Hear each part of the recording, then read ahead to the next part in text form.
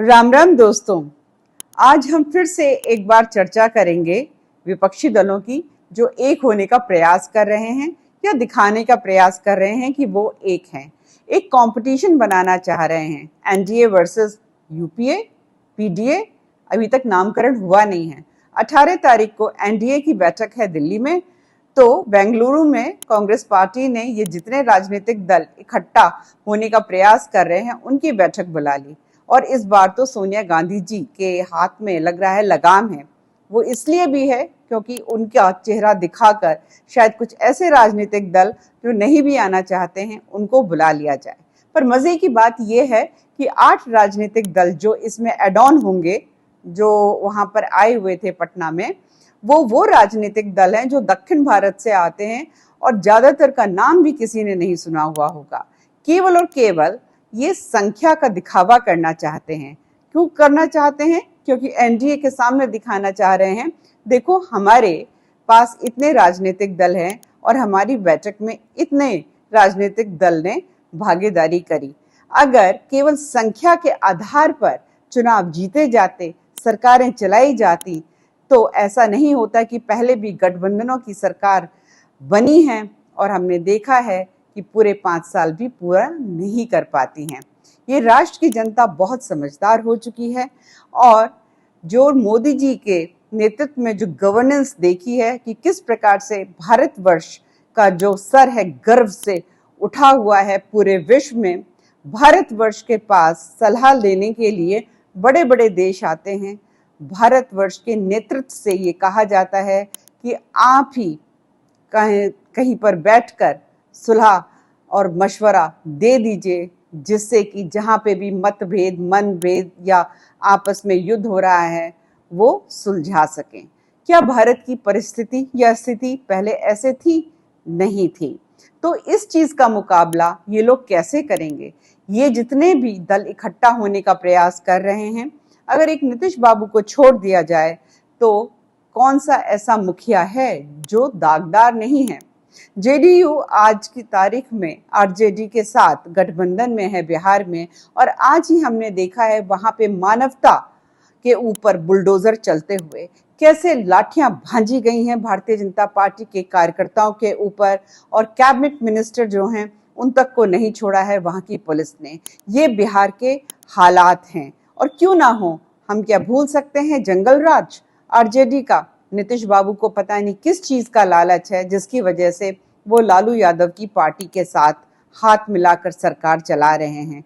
RJD एक ऐसा राजनीतिक दल है, हमने देखा है घोटालों की तो बात आप छोड़ ही दीजिए, उन्होंने नेतृत्व यानी कि बिहार की जो सत्ता है राबड़ी देवी जी के हाथ में दे दी थी, जो बिल्कुल अंगूठा छाप रही हैं। या अब तेजस्वी यादव जी बनना चाहते हैं मुख्यमंत्री, अब 9वीं पास कहते हैं। अब मुझे मालूम नहीं 9वीं पास हैं 9वीं फेल हैं।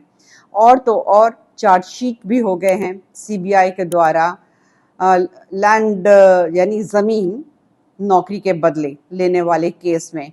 तो आप मुझे बता दें, जो इतने दागदार राजनीतिक दल हैं जिनके मुखिया केवल परिवारवाद में, भ्रष्टाचारवाद में विश्वास करते हो, क्या देश की जनता उनके साथ खड़ी होगी? बिल्कुल भी नहीं खड़ी होने वाली है। राष्ट्र की जनता ऐसे नेता को चाहती है, पूरे भारतवर्ष का नेतृत्व न केवल वो देश में करें परंतु अंतर्राष्ट्रीय स्तर पे भी करें। और आज की तारीख में वो चेहरा केवल और केवल नरेंद्र मोदी जी का है। हमने ये देखा है कि बंगाल में हाल फिलहाल में निकाय के चुनाव हुए, टीएमसी जीत जरूर गई, पर जीतने का आधार क्या रहा? जीतने का आधार रहा हत्याएं। जीतने की चाह इतनी ज्यादा थी कि लोग मरे, हिंसा हुई, परंतु जीतना था। और जब यहाँ पर बैठक हो रही थी पटना में, उस वक्त अधीर रंजन चौधरी जी जो हैं ममता दीदी की पार्टी को गालियां दे रहे थे।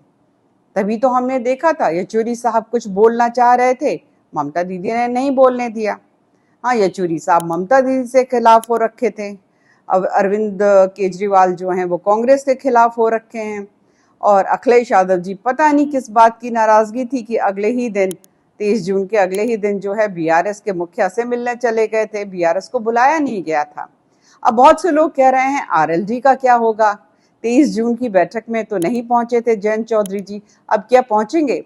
अब जो इतिहास बताता है जयंत चौधरी जी के पिताजी का, उसके ऊपर या उसके आधार पर हम कुछ तय नहीं कर सकते कि जयंत चौधरी जी जाएंगे कि नहीं जाएंगे। ये तो समय ही बताएगा कि ऊंट किस करवट बैठेगा।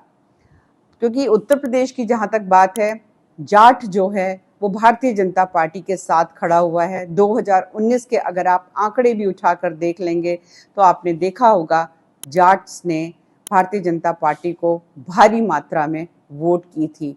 तो अगर जयंत चौधरी हों या कोई और राजनीतिक दल के मुखिया हों, अगर वो ये सोच रहे हों कि भारतीय जनता पार्टी का नेतृत्व कमजोर पड़ गया है, तो वो उनकी गलतफहमी है। अभी हाल फिलहाल में सर्वेस भी हुए हैं, CSDS ने भी किया, जिसमें नरेंद्र मोदी जी के आसपास भी कोई खड़ा हुआ दिखाई नहीं देता है।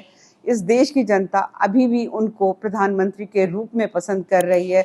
अगर बहुत गैप के बाद देखते हैं तो राहुल गांधी दिखाई देते हैं, बाकी चाहे अरविंद केजरीवाल जी हो, चाहे वो नीतीश बाबू हो या कोई और हो, ममता दीदी हो, कहीं टिकते भी नहीं हैं। अब ऐसा तो नहीं होगा ना भाई, क्योंकि आपको स्वार्थ की राजनीति करनी है और आप जानते हैं कि नरेंद्र मोदी जी को आप हरा नहीं सकते हैं, हटा नहीं सकते हैं, तो आप बस हर हालत में इकट्ठा होने का एक नाटक करें और आप सोचें इस नाटक को सत्यता समझेगी इस राष्ट्र की जनता।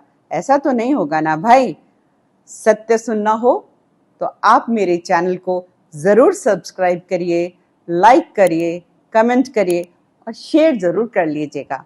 दोबारा जल्दी मिलूंगी मैं अनिला सिंह, तब तक के लिए राम राम।